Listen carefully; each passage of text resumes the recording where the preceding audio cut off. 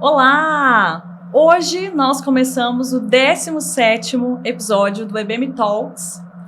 Eu sou a Sara, eu sou gerente de desenvolvimento humano na EBM e eu estou aqui com a minha colega... Eu sou a Rafaela, eu sou analista de comunicação e eu estou aqui representando o nosso comitê de ESG da EBM. Perfeito. E nós temos um convidado muito especial. Palestrante e atleta, João Carlos Rodovalho Costa, mais conhecido como João Saci, né? Isso mesmo. Também é autor do livro Nascido para Vencer. Ele foi, gente, o primeiro amputado brasileiro a chegar no acampamento base do Everest. E não menos importante, ele também é EBM. Seja bem-vindo, João.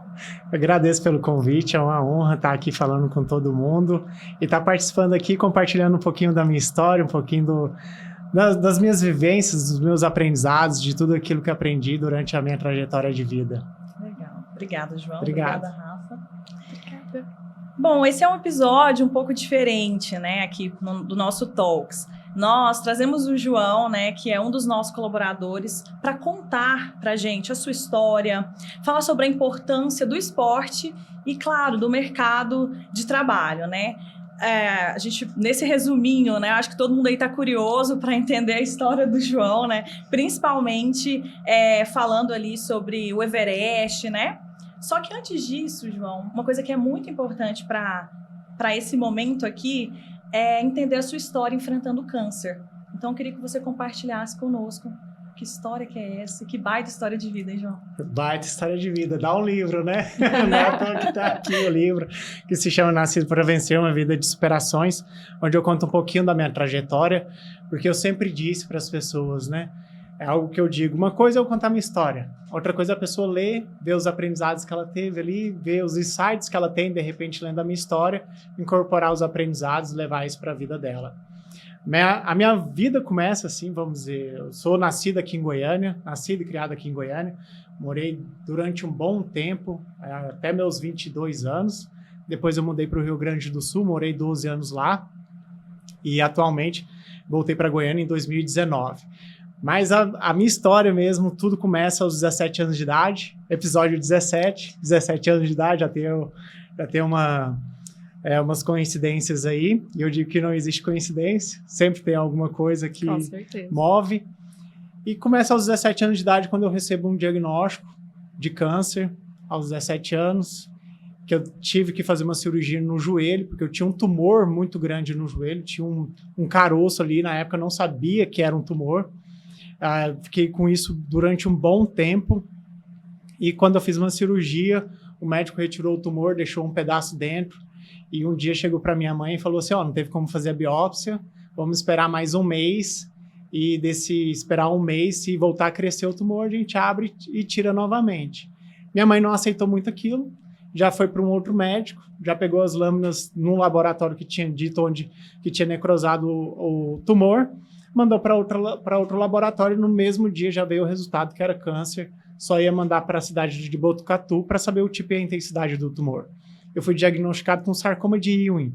Não é um tumor muito comum, ele é ainda mais raro porque ele tem uma denominação que se fala que é PNE, que é mais raro ainda. É um tumor das partes moles do joelho, ou seja, ele estava na parte de trás do joelho. E quando eu tirei ele tinha 14/12.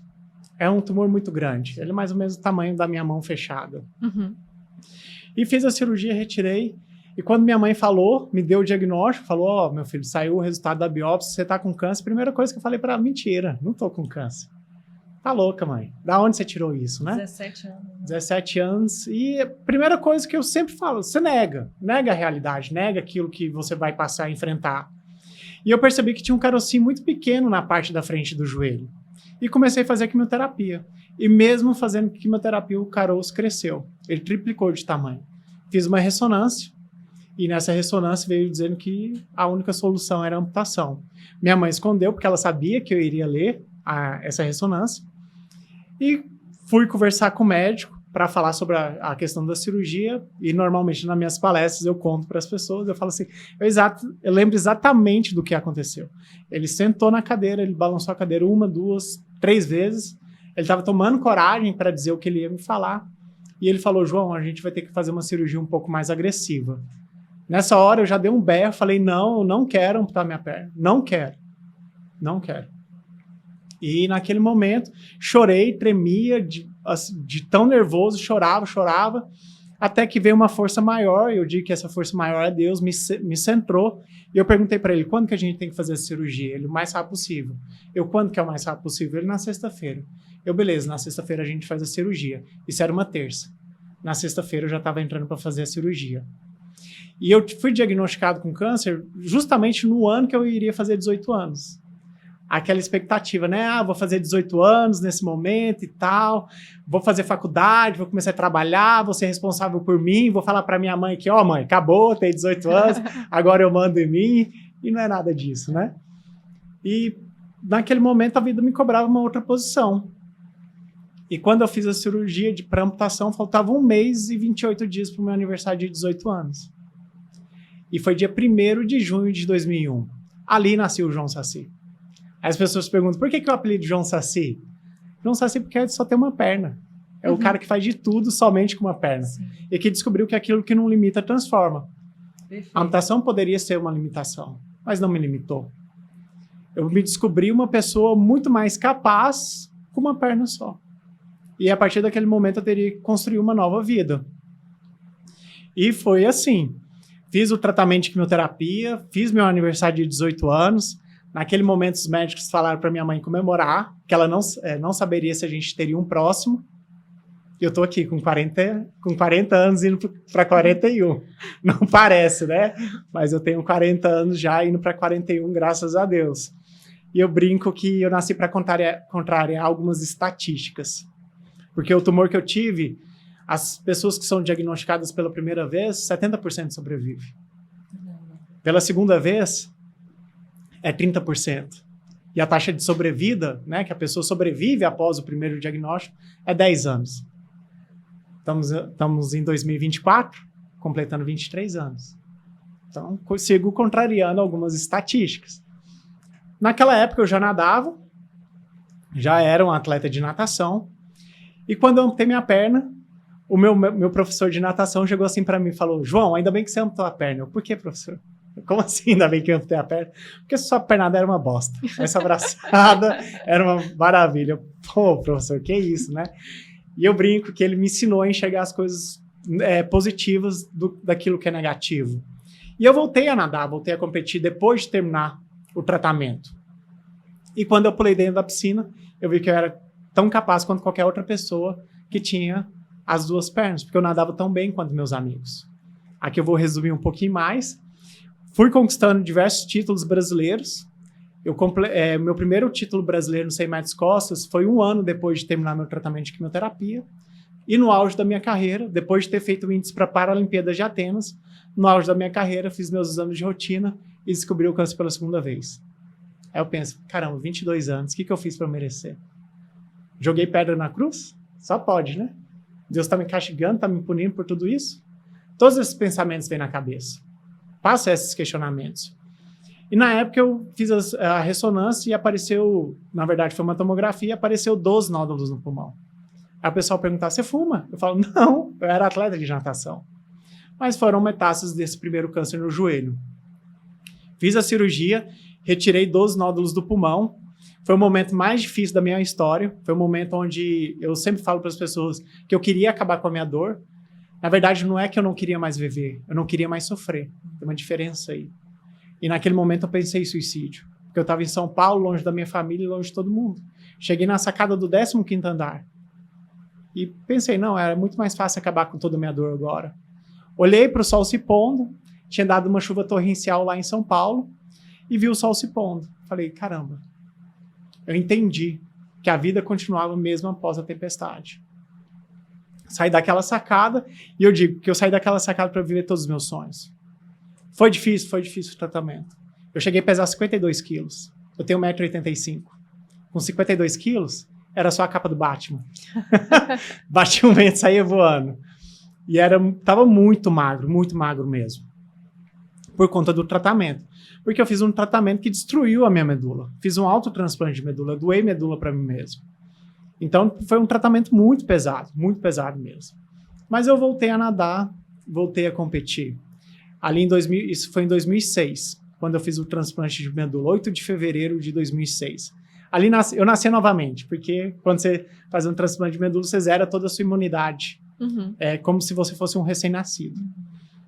Aí, em 2006, voltei a nadar, voltei a competir. Foi uma volta muito difícil mesmo. Eu estava no auge da minha carreira e tendo que recomeçar, porque eu tinha muitas dores musculares. Eu nadava 25 metros, eu ficava cansado, fadigado, meu músculo queimava. Isso que eu nadava 1.500, 2.000 metros, tranquilo, sem parar. Quanto tempo depois desse segundo tratamento que você voltou a nadar? Eu tive que ficar uns 6 meses sem nadar, porque como você zera a sua imunidade, você não pode entrar em piscina. Então, eu fiquei uns 6, 7 meses sem poder nadar, 6 a 8 meses, mais ou menos assim, sem nadar, sem poder entrar dentro da piscina. E foi uma volta muito difícil, mas eu voltei a competir, voltei a nadar, voltei a me dedicar, porque o esporte sempre fez parte da minha trajetória. E nesse ano de 2006, eu acabei mudando para o Rio Grande do Sul. Fui viver uma nova fase da minha vida lá. Em 2009, fui fazer meus exames de rotina, porque quem tem câncer tem que sempre fazer exames de rotina. E adivinha o que aconteceu? Mais um câncer. Era o terceiro. Você estava com quantos anos na época? Isso, em 2009, eu já estava com 26. 26. Com 26 anos. Passando pelo terceiro câncer. Mas assim, não morri no primeiro, não morri no segundo, não vai ser no terceiro, né? Já matei no peito, dominei, fiz o gol. Falei, não vai ser. Já sabia como lidar com toda essa situação. Tanto é que quando o médico veio conversar comigo, e ele veio falar comigo, eu falei, não, já sei o que é. Já mandei mensagem para meus irmãos, já mandei mensagem para todo mundo, falando, não, preciso, né, fazer uma nova cirurgia, e vim aqui para Goiânia para fazer a cirurgia, porque sempre fiz todas as minhas cirurgias aqui. Uhum. Só uma parte do tratamento que eu fiz em São Paulo. Aí fiz a cirurgia, retirei um nódulo, estava no ápice do pulmão esquerdo, um nódulo único, retirei, não precisei fazer quimioterapia, porque já tinha feito muita quimioterapia, meu médico achou melhor não fazer, então como era um nódulo único, não fez, eu nem achei ruim, né? Falei assim, também, né? Não precisa.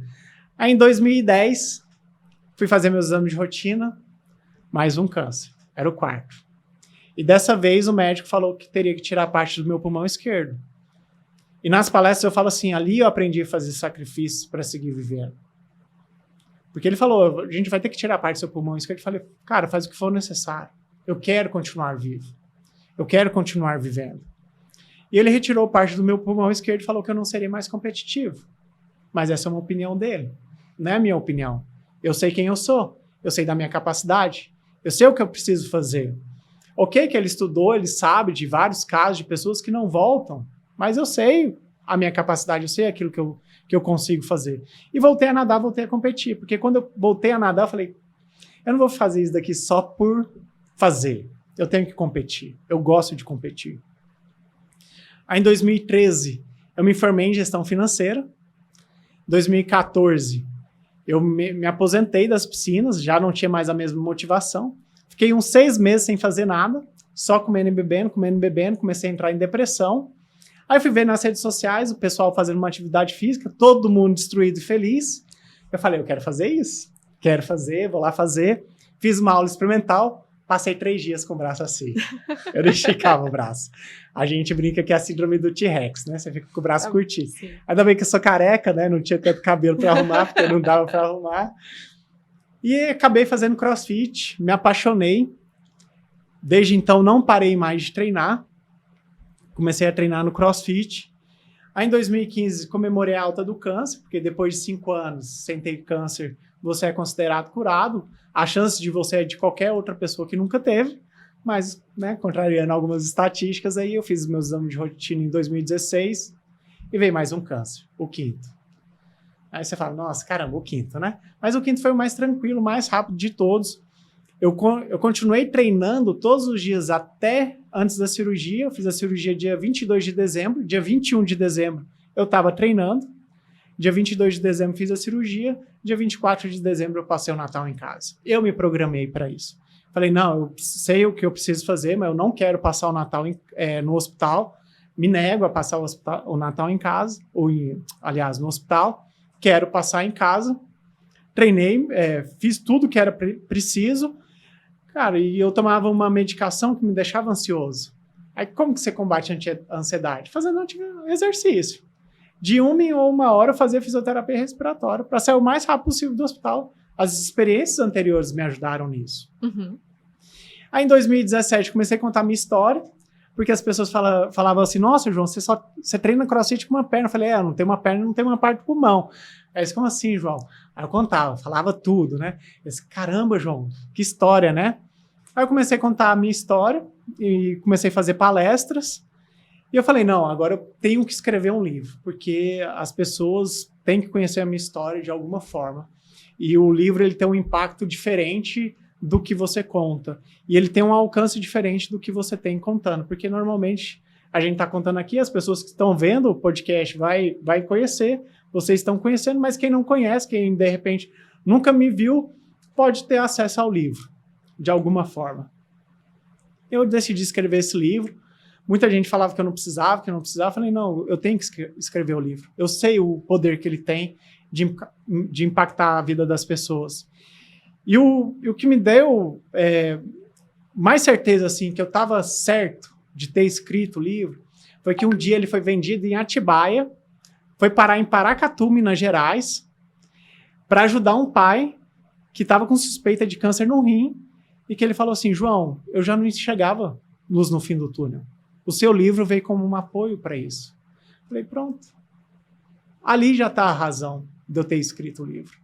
Escrevi ele, lancei ele em 8 de fevereiro de 2019, quando eu completei 13 anos de transplante de medula. Nessa época ainda morava no Rio Grande do Sul e decidi voltar para Goiânia. Falei, não, acabou meu ciclo aqui no Rio Grande do Sul, vou voltar para Goiânia, ali em 2019.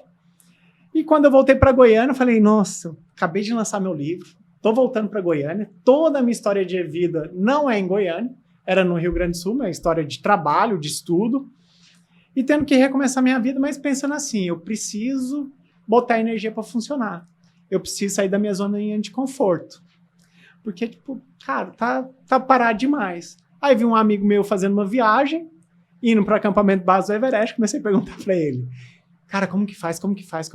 Aí ele me explicou como que era, e eu decidi, eu falei, não, eu vou para o acampamento base do Everest. Aí, João, você só não tem uma perna. Eu falei, ok, cara, a gente treina a mesma coisa. Ele, você não tem uma perna, não tem parte do pulmão. Eu falei, ok, eu treino mais que você. Eu sabia da minha capacidade. Novamente, afirmando a minha capacidade. Eu sei o que eu consigo fazer. Por mais que eu não tivesse parte da perna do pulmão, eu treinava muito mais do que qualquer outra pessoa. E me dedico muito mais do que qualquer outra pessoa na atividade física. E eu decidi ir para o acampamento base do Everest. Aí as pessoas falam assim, nossa, você é louco, né? O que você vai fazer lá no Everest? Não morreu de câncer, vai morrer no Everest. Sempre tem isso. Foi o que eu mais escutei. Mas decidi ir para o acampamento base do Everest. Eu decidi em 2019. Veio 2020, o que aconteceu? Pandemia. Lockdown, tudo trancado. Teve que adiar minha viagem. Adiou para 2021. O que aconteceu em 2021? A segunda onda. Até que deu certo em 2022 e eu cheguei no acampamento base do Everest dia 17 de abril de 2022. Essa época, há 2 anos atrás, eu estava rumo ao acampamento base do Everest. Esse é um pouquinho do resumo da minha história. Eu acho que deu para resumir bem. E que história, né? É uma história inspiradora, muito forte também de ouvir. E eu queria te perguntar, né? Teve um turbilhão de mudanças da sua vida. Você conta do esporte, de ter descoberto o câncer mais de uma vez, né? Foram 5 vezes. Teve algum momento de virada que você decidiu se dedicar ainda mais ao esporte? Que você falou, não, agora realmente eu vou fazer isso aqui, eu vou voltar para natação, eu vou competir. Teve algum momento de virada, sim? Teve. Principalmente quando eu amputei a perna. Aquele ali foi a primeira grande virada. O momento onde tudo se transformou. Porque quando eu amputei a perna, hoje eu converso com algumas pessoas que eu digo assim, você aceitar que você tem que amputar a perna é uma coisa. Você viver o processo de aceitação é outra. Porque quando eu decidi amputar a perna, cara, não tinha outra escolha. Era aquilo que eu precisava fazer. Ou era amputar minha perna ou não estar mais aqui. Talvez se eu não tivesse amputado a perna, talvez eu não estaria mais aqui. Não tem como saber. Então, naquele momento, eu escolhi algo que era o menor, vamos dizer assim, o mal menor. E naquele momento, eu decidi amputar minha perna. E passava vários questionamentos na minha cabeça. Caramba, como que vai ser o meu trabalho? Porque eu não tinha referências. A gente não tinha o acesso das redes sociais que hoje em dia tem. Para você conhecer uma pessoa com deficiência, ou você convivia no meio que ela estava, ou raramente a gente ia ver alguma coisa na TV. Hoje em dia, as redes sociais potencializam essas histórias. Então, você acaba tendo mais referências de pessoas que são deficientes, que estão passando, às vezes, pelo mesmo processo que você, e que você fala assim, nossa, eu posso usar ele como um referencial para eu superar a minha dificuldade. Naquela época eu não tinha. E quando eu entrei dentro da piscina, que eu comecei a nadar, e o meu professor falou assim, você vai ter que melhorar muito mais a sua técnica de braçada, e eu tive que readaptar algumas coisas, e eu vi que, nossa, eu estou nadando bem, nado melhor que algumas pessoas, faço tempo melhor que algumas pessoas, pela dedicação, e eu vi que o esporte, ele poderia me proporcionar isso.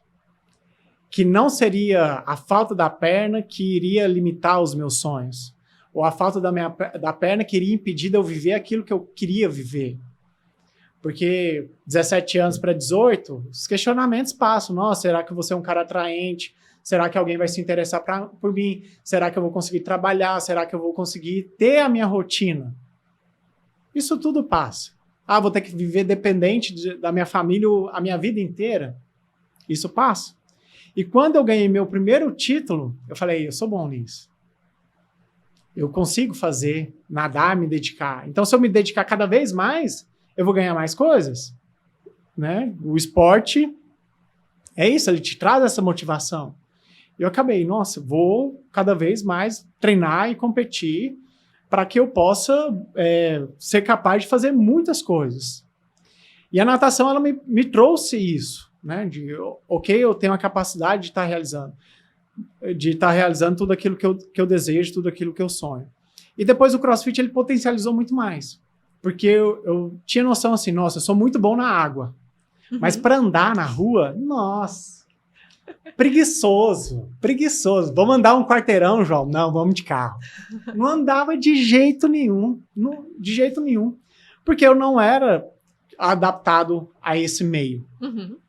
Então, dentro da piscina eu tinha total, vamos dizer assim, adaptação. Eu era totalmente adaptado à questão da piscina, mas quando eu fui para o CrossFit, eu vi que eu também tinha capacidade no solo. E eu fui conquistando mais coisas. Então, são algumas viradas de chave. Mas a grande virada de chave você ainda vai vivendo, todos os dias. Porque, como eu falei, viver o processo de aceitação é um dia após o outro. Hoje, eu tenho uma consciência muito diferente da época que eu tinha lá, quando eu amputei a perna. Ao ponto de que, por exemplo, se uma pessoa me olha estranho, eu não vou falar para ela, o que você está olhando? Eu vou saber que o diferente chama atenção. Aquilo que sai do que é o comum chama atenção. Uma vez eu fui fazer uma palestra ali no Tocantins e eu passei mal. Eu lembro que eu tive uma intoxicação alimentar, tive que ir para um pronto-socorro. Eu fui para um pronto-socorro no interior de Palmas. E um senhorzinho, desde a hora que eu desci do carro e fui até o momento de tomar meu soro, ele ficou olhando para mim o tempo inteiro. Imagina se eu brigasse com ele. Talvez ele nunca tenha visto alguém andando de prótese. Talvez ele nunca tenha visto alguém amputado. Sim. Então, você lida com esses diferentes níveis de consciência todos os dias. E assim, fui aprendendo a lidar, me reconhecer, a entender quem eu sou de fato. Não simplesmente o cara, né, aquilo que expresso pelo meu corpo, mas quem eu realmente sou. Então, foram várias viradas de chave e o esporte sempre esteve junto, me auxiliando nisso tudo. E como foi essa caminhada para o Everest, que eu acho que é o que eu estou mais curiosa para saber, porque é uma prova de resistência, né? Super intenso. Olha, o Everest, eu digo que é muito mais mental do que físico. Muito mais mental. Porque envolve diversas questões. Primeiro, como eu falei, quando eu decidi ir, eu era uma pessoa preguiçosa. Eu não gostava de caminhar. Por exemplo, eu moro a 2 quadras do box onde eu treino CrossFit. eu ia de carro. Às vezes eu demorava mais de carro, porque pega algum engarrafamento ali, demorava mais de carro do que a pé. Porque eu tinha preguiça de andar. E quando eu decidi ir pro Everest, eu não tinha... Tipo, eu decidi, falei, eu vou pro Everest. Mas eu não tinha a mínima noção do que eu ia enfrentar lá. 50 quilômetros. Eu teria que andar 50 quilômetros. Aí quando eu pensei assim, nossa, 50 quilômetros para ir. E 50 quilômetros para voltar. Para voltar também. Então é 100 quilômetros. Em que condições, né? Em que condições? E é justamente isso. Eu nunca havia estado em altitudes. O lugar mais alto que eu tinha ido no Brasil, em qualquer outro lugar da minha história, é no Morro da Igreja, ali no Rio Grande do Sul. Aliás, em Santa Catarina. Eu acho que é 1.300 metros acima do nível do mar. E esses 1.300 metros eu subi de carro. Não foi andando. Então, tipo assim, ok, super tranquilo. Decidi ir, mas eu procurava algo que me desafiasse. Porque na época, quando em 2015, eu tinha feito uma corrida de muleta de 9 quilômetros. Tem essa história no livro. Eu corri 9 quilômetros com obstáculos do exército, porque na época eu queria comprar uma prova de corrida. Lembra que eu falei, na piscina, ok, estou muito bem adaptado à questão da água, mas no solo eu nunca tive vontade de correr. E quando eu comecei a fazer crossfit, eu falei, não, eu quero correr. E eu preciso comprar uma prova de corrida. Eu não tenho dinheiro para comprar uma prova de corrida, vou fazer uma campanha na internet. Aí eu fui fazer uma campanha na internet para comprar esse prova de corrida. E decidi fazer uma corrida de 9 km de muleta. E esses 9 km de muleta eram com obstáculos do exército, porque eu queria mostrar para as pessoas que eu era merecedor de uma prova de corrida. Aí tá, fui lá fazer a corrida, levei 2h30 para fazer a corrida. E ainda conto para as pessoas, no último quilômetro eu comecei a sentir cãibra na única perna que eu tenho. Aí você imagina como que foi terminar essa corrida. Terminei. Aí desde então procurava algo que me desafiasse muito mesmo, assim. Eu falei, não, vou para Everest. A pessoa, nossa, mas você poderia ir para qualquer montanha aqui?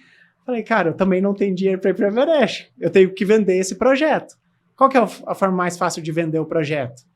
Vou para Everest, o lugar que chama mais atenção no mundo. Aí fiz o projeto para ir e decidi que eu iria. E quando eu decidi que eu vi que, nossa, toda a diversidade que eu ia enfrentar não era nada perto do que realmente eu iria enfrentar ali. Porque tipo, eu não tinha noção de tudo que ia acontecer. Você se prepara. Mas mentalmente, você tem que estar preparado também para lidar com a adversidade que está ali. E eu cheguei lá pensando assim, você faz todo o plano de ação, tudo bonitinho para poder chegar num lugar. Aí, de repente, faltando um mês para a viagem, inflama um pelo bem na virilha, onde pega o encaixe da prótese. E você tem que tirar esse pelo. Eu tirei o pelo, mas a inflamação não saiu. Ou seja, caminhei o primeiro dia inteiro com dor.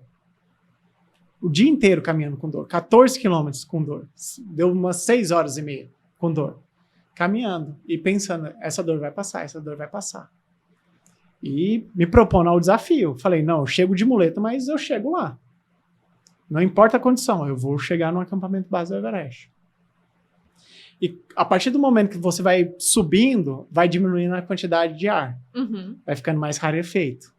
Aí que eu falo que é o psicológico. Porque você começa a ficar cansado muito mais fácil. E algumas pessoas entram no desespero de, nossa, não estou conseguindo respirar. Não é que você não consegue respirar. É o cansaço que é maior.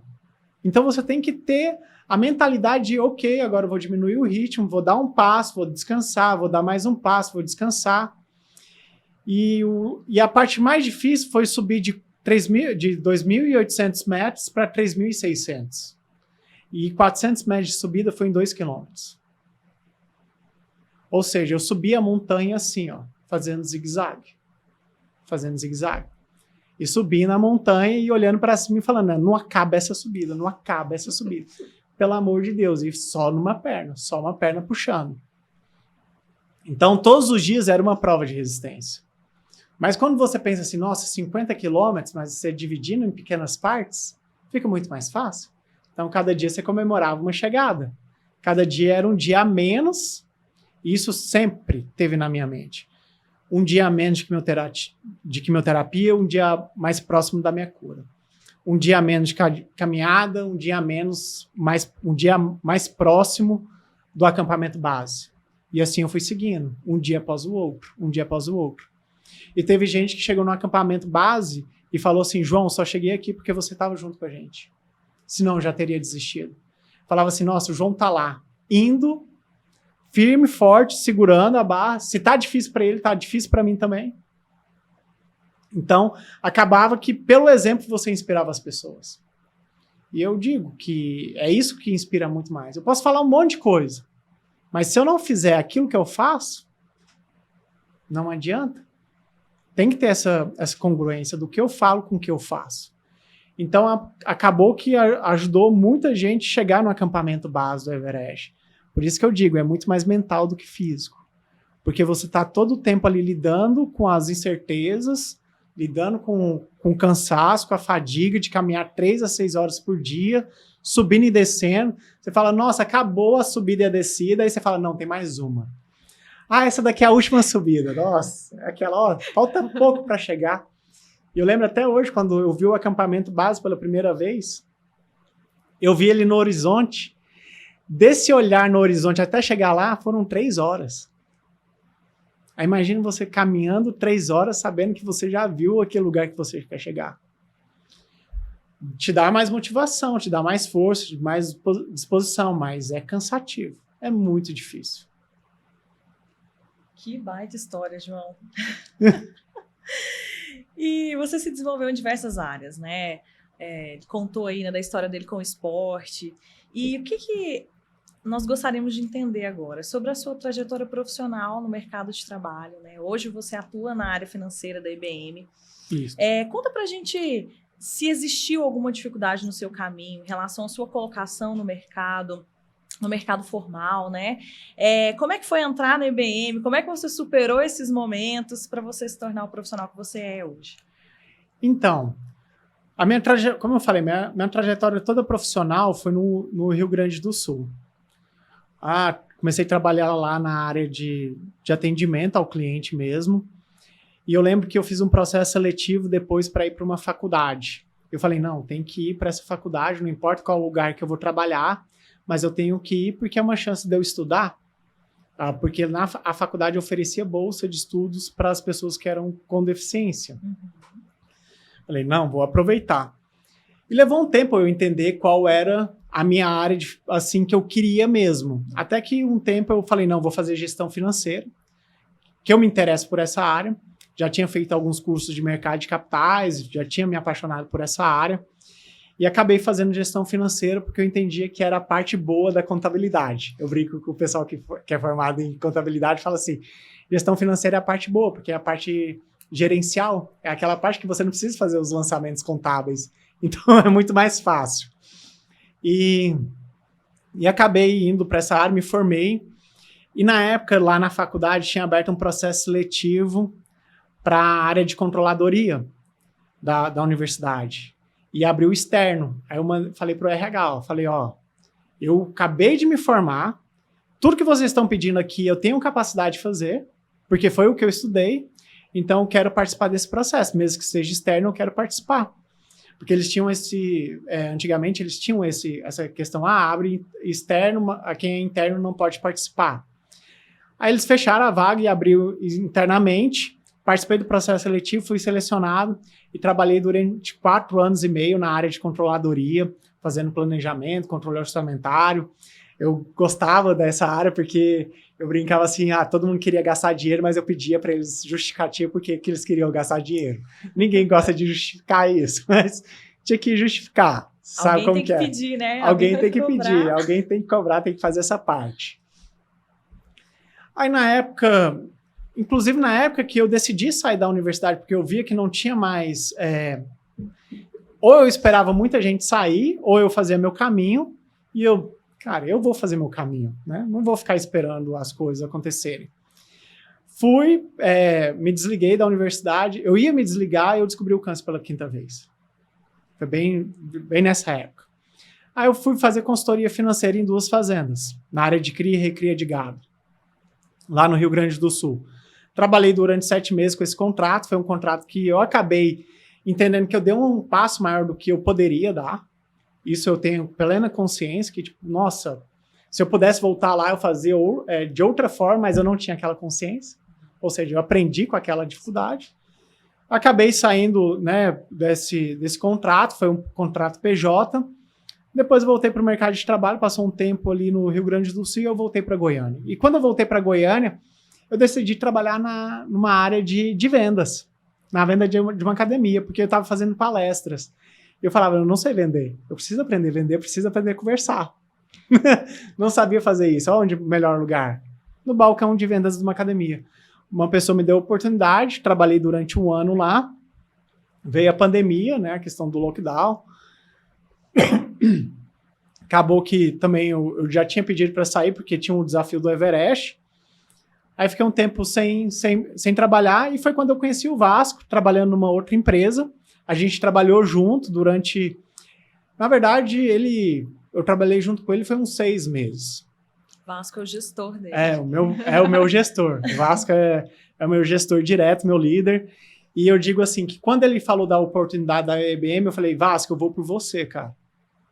Porque eu confio muito em você, confio no seu trabalho.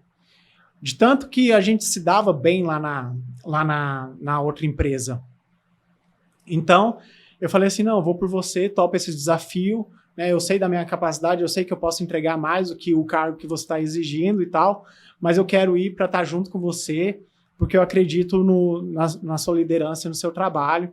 E acabei indo para a IBM, e às vezes as pessoas chegam assim, eu conto, né, eu não contei para todo mundo o que eu fazia, como eu faço, o trabalho que eu faço nas redes sociais, lá no meu Instagram. Cheguei quietinho, calado. Aí o pessoal fala assim, nossa, você é calado e faz palestra? Mas uma coisa é uma coisa, outra coisa é outra coisa. Então, às vezes as pessoas não conhecem tanto a minha história assim, só contei para alguns, né, essa questão, porque, cara, já sofri com isso, com essa parte de, por exemplo, de fazer diversas entrevistas, as pessoas perguntaram, tá, me conta a sua história, falava que eu tinha um livro e tal. Então, uma certa resistência. E ainda pelo fato de ser uma pessoa com deficiência. Porque o mercado de trabalho, ele entende uma pessoa com deficiência, alguém para preencher uma cota de vaga. Isso é extremamente prejudicial. E aqui vamos falar por esse ponto. Em várias empresas eu trabalhei sendo cotista, né? Sendo uma pessoa com deficiência, cumprindo essa cota, sabendo que a empresa tinha me contratado por isso. E ok, tá tudo bem, tá tudo certo. Mas me deu oportunidade para crescer, para desenvolver. Eu sou inteligente, eu tenho capacidade, eu estudei, eu me formei.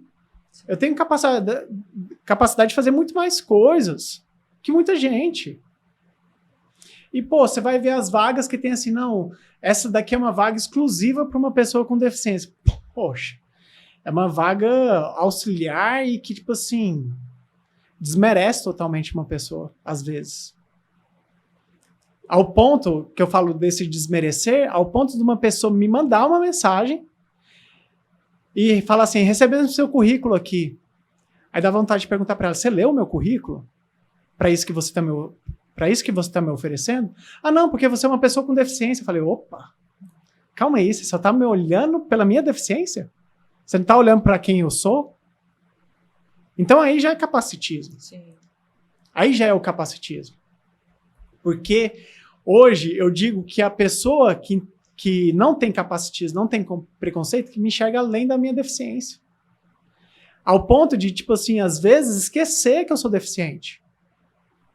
Fala assim, nossa, João, eu não reparo, isso para mim não tem importância. Se você é deficiente ou não. Você faz tanta coisa no seu dia a dia, que se eu vejo seu carro parado no estacionamento de deficiente, eu vou quebrar ele e jogar as fotos lá de você treinando. Isso foi um amigo meu que falou. Eu falei, cara, lei é lei. Tá ali. Esse é o meu direito. Esse é o meu direito. Então, já enfrentei muitos preconceitos. Muitos mesmo. Ao ponto de uma vez escutar alguém falar assim, João, é melhor você tirar do seu currículo que você é deficiente. Para que você possa conseguir outra vaga. Aí eu, como assim? Eu tenho que negar quem eu sou? Isso é muito cruel, né, João? Muito. E quantas pessoas que têm deficiência que a gente perde a capacidade de conhecer a sua história, conhecer sua vivência, conhecer o profissional que ele é, ou até a pessoa que ele é, simplesmente pelo fato de repente, numa triagem ali, você vê, uma pessoa com deficiência não encaixa nessa vaga. Será que não encaixa ou a gente que não quer adaptar? Alguns questionamentos. Então, no mercado de trabalho, já enfrentei muita coisa. Já passei por grandes dificuldades. E é bom você estar num lugar onde as pessoas entendem, né? Por exemplo, a gente está fazendo o EBM Talks aqui, falando de uma parte pessoal minha, e é onde eu trabalho. Sim. Então, eu não preciso esconder aquilo que eu faço. Não preciso. Meu Instagram tá ali, tá aberto, as pessoas podem conhecer, quem quiser seguir é João Saci, nas redes sociais. Tá aberto ali. Então, as pessoas sabem que eu tenho meu livro, o Vasco, que é meu líder, ele sabe que eu faço palestra.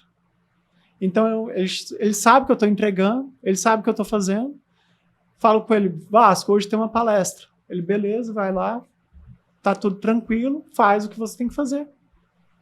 Então, assim, caramba, tem lugar melhor? Hoje, para mim, não tem. Então, porque eu tô com um líder que eu tenho confiança, que eu confio na liderança dele, consigo trabalhar um outro aspecto meu, para além daquilo que eu faço no dia a dia de trabalho. Então, para mim, isso está sendo, vamos dizer assim, a convergência de tudo aquilo que eu busco. Né? Porque a gente é muito mais do que o profissional que a gente é no dia a dia ali. Poxa, às vezes você tem que ir para fazer uma atividade física, você tem que buscar se conectar com a sua família, ter esse tempo de qualidade, porque você passa 8 horas do dia na empresa, e se você não tem essa liberdade, você vai acabar ficando infeliz. Com certeza. E essa infelicidade é refletida naquilo que você entrega no dia a dia. Então, acredito muito nisso. E isso é um pouquinho do lado profissional do João, né? Que trabalha no financeiro e que faz palestra. Pessoal, nosso financeiro, todo mundo é muito caladinho, né? Mas eu converso, eu falo de vez em quando. E a gente tá falando de muitas versões de você, né? O profissional, o atleta e o autor também. Você comentou algumas vezes sobre o seu livro. E eu queria saber quando foi que teve o estalo de falar, não, eu quero realmente escrever esse livro, contar minha história para as pessoas, me tornar palestrante, né? Dividir essa história com outras pessoas. Uhum. Esse é um ponto importante, porque, por exemplo, quando eu tinha superado o câncer 4 vezes, eu falava assim, o que eu fiz qualquer um faria. Eu seguia, hoje eu faço esse paralelo com as montanhas, seguia de topos em topos. Eu não ressignifiquei minha história. Eu segui enfrentando, superando uma dificuldade toda vez que apresentava. Mas eu não olhava para a minha história. E até quando eu fiz essa campanha para comprar a prótese de corrida, ali em 2015, eu comecei a contar a minha história, para mostrar para as pessoas tudo que eu havia feito, tudo aquilo que eu tinha me dedicado durante toda a minha trajetória, e para mostrar para as pessoas, né, também a questão de que eu merecia ter a prótese de corrida, que a pessoa tinha que doar. Imagina, para você fazer com que a pessoa doe dinheiro para você, você tem que, no mínimo, impactar ela 7 vezes nas redes sociais. No mínimo. Até ela falar, não, vou lá doar. E eu não tinha metade dos seguidores que eu tenho hoje. Eu falei, nossa, eu preciso arrecadar 50 mil reais. Era muita grana. Quando entrou 100 reais, eu falei, nossa, 100 reais. Mas aí eu lembrei, 4.990. 49.900. Falta 49.900. Você fala, não, falta muita coisa. E ali eu comecei a contar a minha história. E várias pessoas compartilhando, nossa, é um exemplo de história, um exemplo de vida, exemplo de superação. Eu falei, nossa, eu não sabia disso tudo. Eu não tinha essa consciência. As pessoas não falavam isso para mim. Aí eu comecei a ver que a minha história tinha capacidade de impactar a vida das pessoas. E eu consegui arrecadar 50 mil. E não foi 50 mil, foi 60 mil. Eu bati a meta e completei a meta. Então, eu falei, nossa, essa história tem a capacidade de impactar. Aí levou um tempo, né, processando tudo isso, em 2015, veio 2016, Aí em 2017 comecei a contar a minha história em boxe de CrossFit, onde eu tenho essa abertura. Porque eu falava, eu não sei fazer palestra. Eu preciso aprender a fazer palestra. E como você aprende fazendo? Lógico que tem técnicas, estudei, fiz muito curso para poder aprender como apresentar da melhor forma possível, mas eu tinha que começar de alguma forma. Cara, primeira palestra, é como eu te comentei antes, minha primeira live no Instagram foi horrível, foi péssima. O primeiro vídeo que eu gravei, contando, falando assim, meu nome é João Carlos, eu superei o câncer, todo robótico, assim, sabe? E eu vejo tanto que eu evoluí. É bom a gente fazer essas comparações. Então, por quê? Porque eu estudei, porque eu fiz o curso, eu treinei e me capacitei para isso. Não só fiz, mas não só estudei, mas eu fiz também. Aí comecei a fazer as palestras e em 10 meses eu tinha feito 40 palestras. Era todo final de semana fazendo palestra. E eu pedia ajuda de custo para ir com a gasolina, chegava lá no box de CrossFit, ia fazer a palestra e pedia doação de comida. Porque eu arrecadava os alimentos e doava para uma instituição de caridade. Então era uma forma também de fazer com que as pessoas ajudassem quem precisava. Nossa, isso teve muita coisa legal. Isso uma vez eu fui parar até em Artigas, no Uruguai. Me pergunto que dia que eu iria em Artigas. Nunca. Mas eu fui por conta da palestra. Aí chegou um momento onde eu falei assim, eu tenho que contar a minha história. E, gente, se eu puder dar um conselho para vocês, escreva um livro contando a história de vida de vocês, mesmo que você não publique. Você não tem a noção do tanto que isso é gratificante. Eu escrevia, porque não fui eu que escrevi o livro, foi o Matheus, porque eu sei contar a minha história. Eu não sei escrever um livro. O Matheus é o escritor. Eu escrevia tudo que eu pensava daquele momento, mandava para ele. Ele ia lá, arranjava, escrevia todo o capítulo e me mandava, João, revisa. Ao final de todo o capítulo eu chorava. E eu falava assim, eu não acredito que eu vivi tudo isso. Eu não acredito. Eu passei por tudo isso mesmo. E ali eu começava a ressignificar cada vez mais a minha história. Cada vez mais tendo essa ressignificação de tudo que eu vivi. E hoje, nas minhas palestras, eu faço uma pergunta no final. Você consegue ser grato pelo momento mais difícil da sua vida? Hoje eu sou grato ao câncer, por ter feito parte da minha jornada. Porque ele me ajudou a transformar em quem eu sou hoje. Se ele não tivesse feito parte da minha história, da minha trajetória, eu não seria a pessoa que eu sou hoje. Eu sou grato pela pessoa que eu sou hoje. Eu não mudaria em nada, tudo aquilo que eu vivi. Eu tomaria as mesmas decisões, cometeria os mesmos erros.